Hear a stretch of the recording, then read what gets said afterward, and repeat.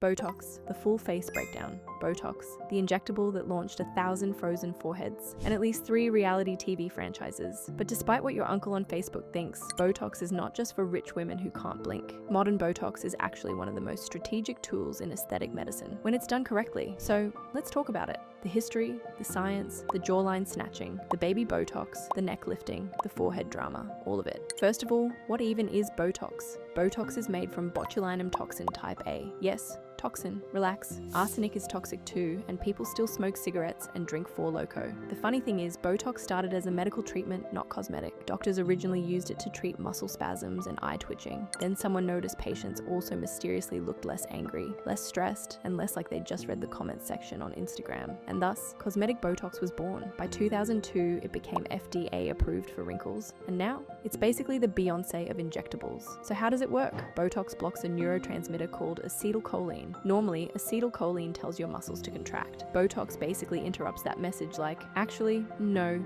we're gonna relax today. Less muscle movement means less creasing in the skin. This is especially helpful for dynamic lines, wrinkles that appear with movement, like forehead lines when you raise your brows, crow's feet when you smile, or the 11S between your brows when someone says, "Can I ask you a question?" Now, if those lines stick around even when your face is resting, congratulations, those are static lines. Your collagen has officially filed a resignation letter. Botox works best on dynamic lines, but it can soften static lines too, especially if you start before your forehead starts looking like a wrinkled linen shirt. Now let's talk anatomy. Botox works in the muscle layer, specifically the tiny facial expression muscles called mimetic muscles, and placement matters, because your face is basically a suspension bridge held together by vibes and anatomy. Inject too low on the forehead, heavy brows. Inject incorrectly around the mouth. You'll drink from a straw like a confused toddler. This is why injector skill matters. Now enter baby Botox. Baby Botox is exactly what it sounds like. Tiny doses, soft, conservative, undetectable. It's for people who want, I look amazing, not, I can no longer communicate emotions. The goal is movement reduction, not facial witness protection. And honestly, baby Botox is usually what celebrities actually get. The overfilled, shiny, frozen look everyone fears. That's usually bad technique, bad dosing, or someone who said more 17 times. Now let's move through the face. Forehead Botox. This is the gateway drug of aesthetics. The forehead is treated by relaxing the frontalis muscle, the one that lifts your brows and creates horizontal lines. Done correctly, your forehead looks smoother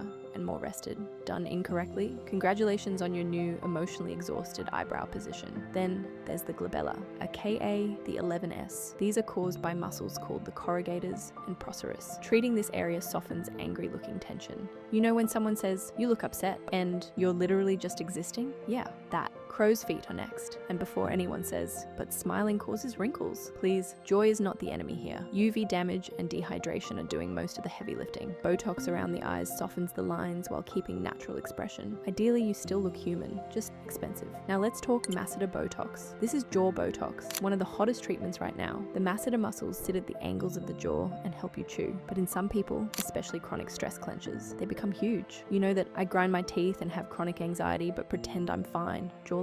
That. Botox relaxes the muscle over time, slimming the lower face and helping with TMJ, clenching, and headaches. The catch? It takes patience. You'll start noticing changes around 4 to 6 weeks, with full slimming at around 2 to 3 months. So, no, Karen, your face did not become Bella Hadid overnight. Then we have chin Botox. Tiny doses here can smooth chin dimpling, also called orange peel chin, and reduce tension in the lower face, because sometimes your chin is out here fighting for its life during every sentence. And now, the Nefertiti Lift. Honestly, elite name. This technique targets the platysma bands in the neck, those vertical cords that start showing up one day uninvited like, hello, aging. By relaxing the downward pull of the neck muscles, the jawline appears sharper and subtly lifted. It's not a facelift, let's stay grounded. But for mild sagging, gorgeous. Now who is Botox actually for? Botox is great for people with dynamic wrinkles, strong facial movement, jaw tension, asymmetry, or preventative aging goals. Basically, if your face moves aggressively and your collagen is tired, welcome. But Botox is not for everyone. If you're pregnant, breastfeeding, have certain neuromuscular disorders, or expect Botox to save your marriage, probably not. And Botox cannot replace surgery, volume loss correction, or skincare. It's powerful, but it's not divine intervention. Now timeline. Most people see results in about 3 to 5 days. Full results hit around 2 weeks. And yes, this is the period where people stare at themselves in car mirrors, making expressions like they're rehearsing for a soap opera.